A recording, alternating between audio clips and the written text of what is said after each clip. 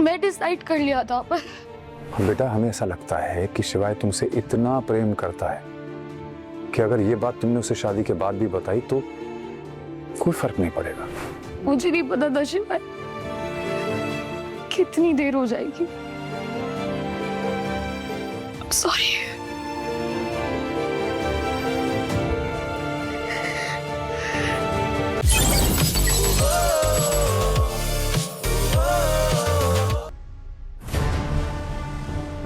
दीदी हम सिर्फ इतना कह रहे हैं, वैसे ही इस घर पे इतनी सारी मुसीबतें आई हुई हैं, तो फिर ऐसी कोई हरकत करना ही क्यों है कि हम और मुसीबत को न्योता दें? बताइए। बलदेव, तुम चाहे अपनी बहन को कितना भी बड़ा दुश्मन मानो, हम जानते हैं हमने जो भी किया इस घर के लिए किया, हमारे भाई के लिए किया। हमारा इरादा कभी कुछ गलत करने का ना था ना होगा।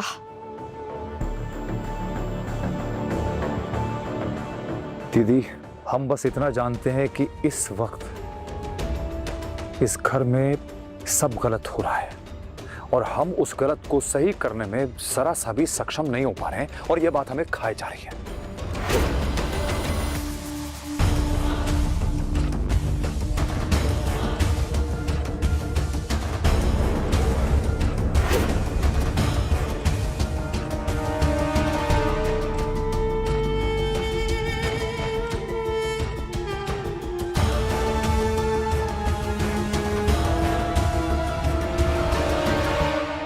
ए सोनम, तुम्हें नेक चाहिए ना, हम देंगे। चलो अब उठो और हमको अंदर जाने दो। मम्मी जी, हम लालची औरत नहीं है और ये बात पूरा कन्नौज को पता है।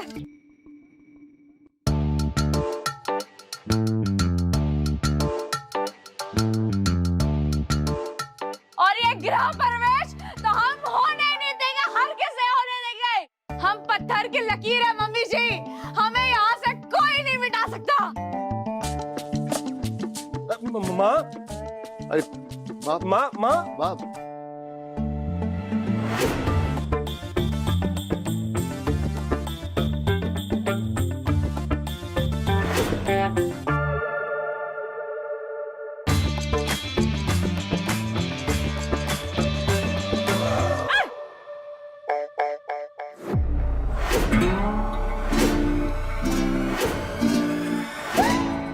क्या हुआ सोनम बहू?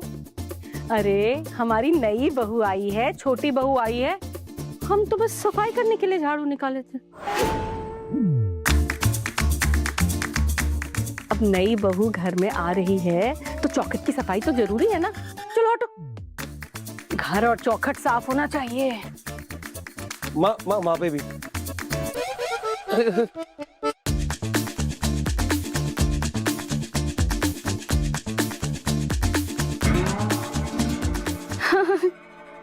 मम्मी जी, आप सबने आध्या को स्वीकार कर ही लिया है ना, तो हम भी आध्या को पूरे दिल से स्वीकार करते हैं।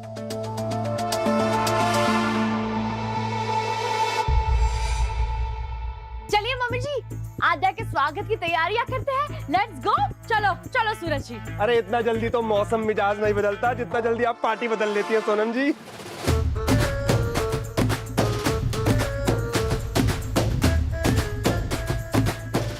अच्छा रहने दो, तुम दोनों यहीं पे रहोगे और सूरज और सोनम तुम लोग अंदर आओ, स्वागत की तैयारी। अरे किस बात का स्वागत माँ, हम नहीं मानते इस शादी को। चलिए सब लोग अंदर। अरे शिवाय रुको, कसम है हमारी, अगर तुम यहाँ से हिले तो।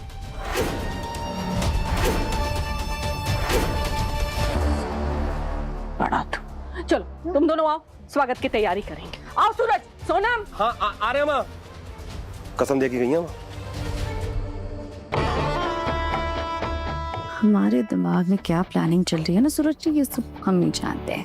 आप बाद में आइएगा, हम आपको सब कुछ बताएंगे। चुपचाप बैठिए। ठीक है, खड़े रहना यहीं पे।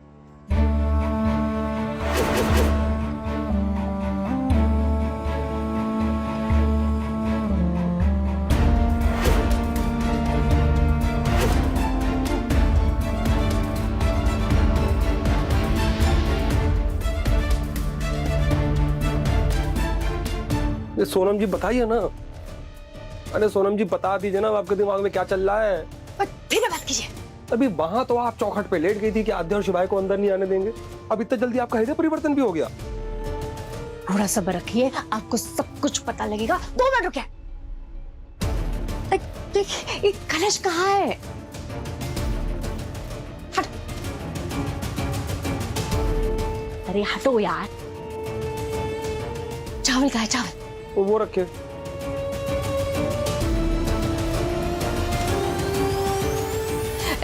इसके अंदर चावल भरो। अरे भरो यार जल्दी।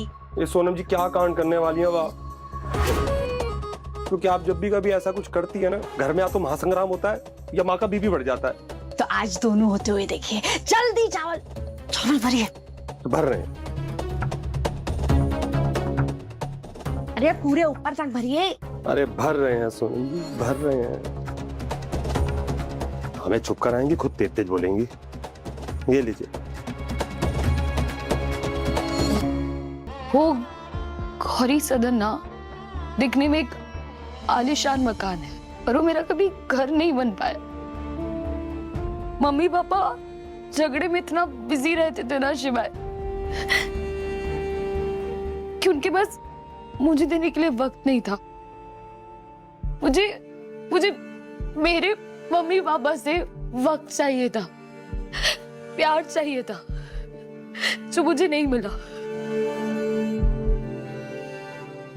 जब भी मम्मा से वक्त के लिए झगड़ा करती थी तो मेरे हाथ में फोन पकड़ा देती थी। चलो डॉरी, मैं और तुम अभी मम्मी के साथ खेलने चलते हैं। मम्मा, आप मेरे डॉल और मेरे साथ खेलोगे क्या? आदू, अभी ना मम्मा को बाहर जाना है, आप खेलो डॉल्स के साथ। मुझे आपके साथ खेलना है। पापा भी बिजी, आप भी। इस फोन में ढेर सारे कार्टून्स के वीडियोस हैं, तुम खेलो कार्टून्स के साथ।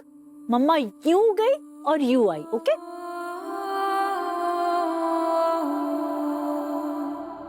मैंने तब फोन को हाथ नहीं लगाया, बैठ के अकेले बस चुपचाप रोती रहती थी।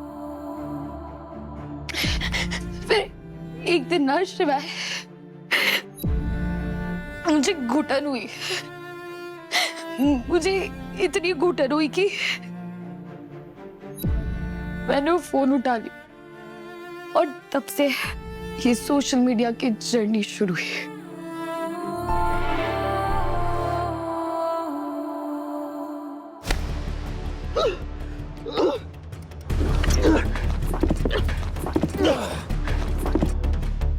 और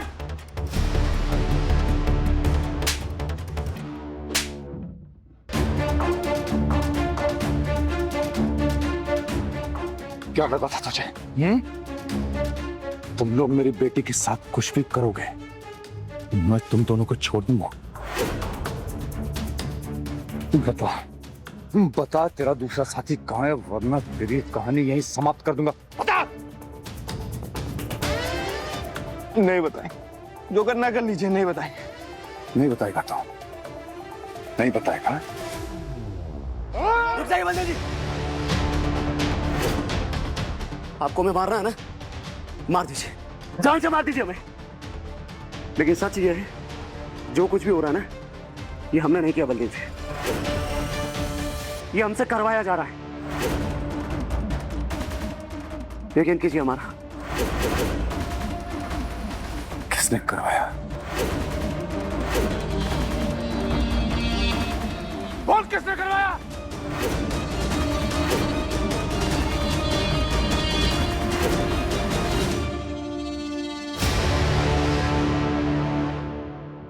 जब मैंने सोशल मीडिया पे बातें करनी शुरू की ना शिवाय, लोगों ने जवाब देने शुरू किए मेरी फिक्र की। तो मुझे ऐसा लगा कि कोई है जो मुझे सुन रहा है, कोई है जो मुझे प्यार दे रहा है। और तब से सोशल मीडिया ये मेरी जिंदगी बन गया। शिवाय, मैं जब तुमसे मिली, मैंने ना तुम्हारा वो स्कैम वाला वीडियो देखा था। कन्नौज में ना इस वक्त ये बंदा बहुत फेमस हुआ पड़ा है। कौन है? जिस डिजिटल दुनिया ने हमसे हमारा सब कुछ छीन लिया, आज से हम उसका त्याग करते हैं। दुनिया आगे बढ़ रही है, इसको क्या जाके गुफाओं वाली दुनिया में रहना है? तो मैंने सोचा कि मैं इसी टॉपिक पे प्ले कर देती हूँ। और तब तुमने मुझे पहली बार देखा। इस नाटक का सिर्फ एक ही उद्देश्य था कि आप इस सोशल मीडिया जैसे जहर से दूर रहिए। तुम्हें लगा ऐसा कि मैं भी तुम्हारे जैसी हूँ?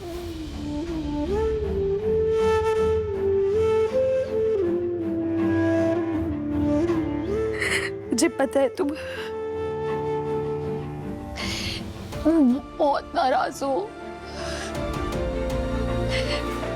भरोसा नहीं कर पाओगे, पर शिवाय तुम्हें थोड़ा सा भी भरोसा है ना? मैं तुमसे बहुत प्यार किया है शिवाय। ऐसा नहीं है कि मैं तुम्हें बताना नहीं चाहती थी, मुझे बताना था। फिर एक दिन तुम्हारे मुंह से सुना कि तुम्हें झूठ से नफरत है। एक कमी है हमारे अंदर, हमें झूठ बर्दाश्त नहीं। तब मैं घबरा गई, मेरी हिम्मत टूट गई शिवाय।